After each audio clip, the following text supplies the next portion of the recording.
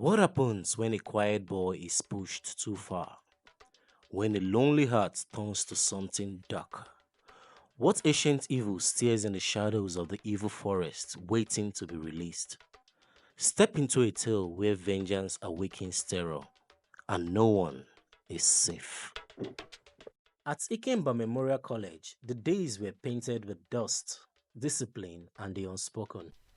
But for Ebuka, each day was a battlefield. Ebuka, a slight boy in SS2, is a star in the classroom. His mind dances through complex problems, earning him the admiration of teachers. But to his classmates, his small frame and faraway gaze makes him an easy target. Inside a sunlit classroom, Mrs. Okonkwo beams at Ebuka, who stands at the blackboard, solving a mathematical problem with elegant precision. Excellent, Ebuka. You have made Pythagoras proud today, Mrs. Okonkwo said, clapping. The class erupts in applause, but in the back, three boys, Ifeanyi, Emeka, and Onyeka, exchange sly smirks. As Ebuka exits, clutching his books, they blocked his path in the corridor. His books crashed to the concrete floor. Small professor, your big brain can't save you now, right? Ifeanyi said, leaning close to Ebuka. Look at him, so tiny.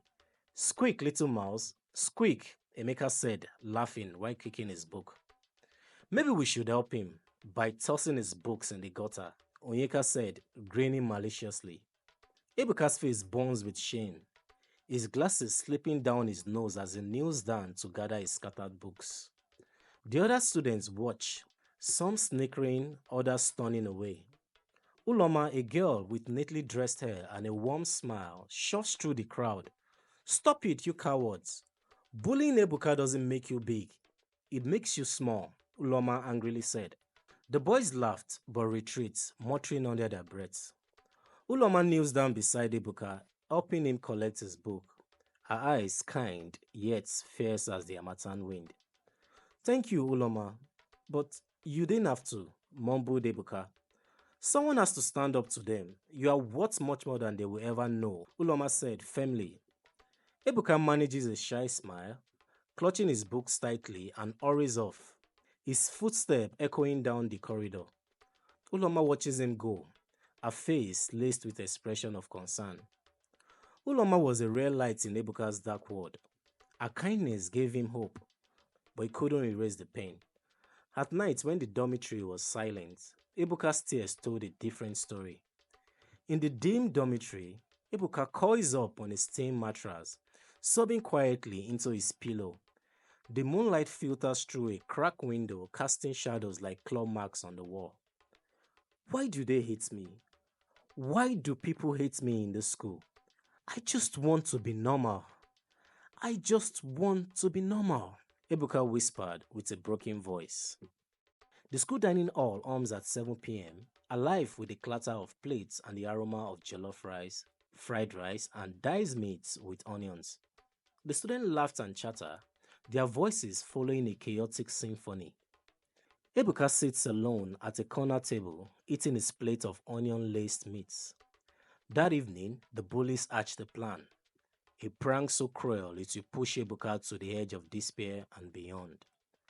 Ifeanyi, Emeka, and Onyeka moved towards Ebuka's table, their faces filled with mischief, their eyes glinting like hyenas cycling their prey. Hey Ebuka, want to join us for a game? Hide and seek, special edition. We call it the blindfold style, Ifeanyi said. You want me to play? Ebuka stunned. Yeah, it's going to be epic. Don't tell me you're scared, Onyeka immediately replied. Come on, Professor. Show us you're not just a bookworm, Emeka added. Ebuka's eyes sparked with conscious excitement, a flicker of hope in his lonely heart. He wraps his half-eaten onion meat in foil and tucks it in his pocket. He follows the boys, his steps hesitant but eager. They tie a rough cloth around his eyes. For the first time, Ebuka felt a glimmer of belonging, but the boys weren't his friends. They were leading him to a trap. The boys guide Ebuka through the skull-cracked fence into the dense forest beyond. The air grew thick with the scent of wet earth and wild herbs. Ebuka steps falter on the uneven rain-slick soil. Where are we going? Ebuka asked, nervously. You will ruin the game if we tell you, Emeka said. They stop abruptly in a clearing, the air heavy with the promise of rain. Quickly, Onyeka said, Ebuka, when you count to 300, take off the blindfold and find us. Ebuka giggles, unaware of their malice, and begins counting, his voice small but steady. 295, 296, 297, 298, 299, 300. He rips off his blindfold immediately and freezes. The forest looms around him, dark, endless, and silent. Ebuka spins, his heart pounding and calling out, Ifeanyi, Emeka, Onyeka, where are you? This isn't funny. Ebuka panicked, his voice cracking. The boys were gone, their laughter swallowed by the woods. Ebuka was all alone, or so he thought. The forest grows darker and the sky bruised with storm clouds. Thunder rumbles and rain begins to pour, soaking Ebuka's thin frame. 2 hours passed. Ebuka wondered, calling out, but the boys were long gone. The prank had worked too well. Alone, cold and drenched, Ebuka's hope turned to despair. Ebuka stumbles through the underbush, shivering, his glasses covered with tears and rain. He slumps onto a moss-covered rock, sobbing, his voice raw. Why does everyone hate me? Nobody likes me. I hate the school. I hate everyone, Ebuka shouted. Lightning cracks, illuminating the forest in stark white. Ebuka pulls the foil-wrapped meat from his pocket and eats, the sharp tang of onions filling the air.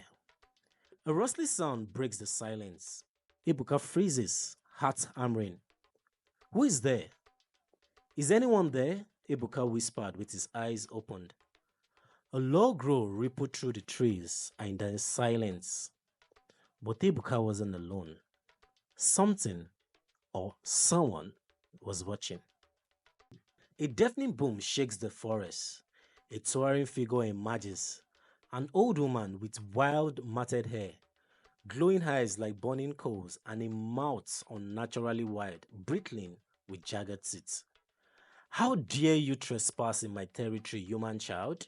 The woman's voice echoed, booming like thunder. Ebuka screams, the foil slipping from his hand. The woman looms closer, her eyes blazing with hunger. I didn't mean to. Who are you, please? Please don't hurt me, Ebuka said, stammering and backing away. I am Aya, the greatest and the most powerful. I can become any beast, any human. These woods are mine. And you are an intruder, Aya said. A shadow swallows Ebuka as she steps closer, sniffing the air and grimacing. What is that vile smell? What is that in your hands, boy? Aya asked, disgusted. It's just meat. Meat with onions. Onions? Aya yelled. Throw that filth away. It offends my senses. Ebuka tosses the foil in the bushes, his hands shaking. Aya leans closer, her breath hot and sour like rotten leaves. I have been hungry for months, boy, and now a meal stumbles into my lair. No, please, I was strict. My classmates, they brought me here and left me. I don't belong here. Aya tilts her head, her eyes narrowing with intrigue. Tricked, you say? Tell me, child, who are these classmates? Ebuka wipes his glasses, fear giving way to a spark of defiance. Their names are Ifeanyi, Ebuka, and Onyeka. And please, if you let me leave, I will provide you with food and you will not go hungry again, Ebuka said, sounding very desperate. And what food could a crony boy like you offer me? Aya asked, looking very surprised. My classmates, the ones who bully me, Ifeanyi, Emeka, and Onyeka, they are wicked, cruel, and heartless. You can have them. You can even have more. Take as many as you want, Ebuka sounded with his voice hardening. and his eyes glinting with pain. Aya's eyes glint with delight, her jagged teeth catching the moonlight. Ebuka's face twists with a mix of fear, guilt, and vengeance. A clever boy with a dark heart. I like you already. How do we make that happen? Aya said, smacking with a low voice. The school needs a housekeeper. Transform into a kind, beautiful woman. Apply for the job, and I will get you inside. You will have all the food you need, Ebuka said. Aya's grin widens, her teeth gleaming like daggers. She extends a claw like hand, and Ebuka claps it, sealing their path. A deal is a deal, little one. Now let me guide you through the forest while you lead me to your school. Aya guides Ebuka through the forest, her footsteps silent on the wet earth. They reach the cracked fence, and Ebuka slips through. Ebuka paused and glanced back. Aya nods, her eyes glowing like twin moons. And so, a path was forged in the heart of the forest, a deal born of pain and revenge. Ebuka had unleashed a monster, and he felt no remorse. Ebuka sneaks into the dormitory, climbs into his bed, and pulls the cover over his head. A wicked smile spreads across his face. Ebuka's part with Aya has opened a door that cannot be closed. Will his revenge consume the guilty or destroy the innocent? What horrors await when a monster walks among students disguised as one of their own? And when the line between victim and villain blurs, who will pay the price? Find out in the part 2 of The Curse of Haya, where no one is safe.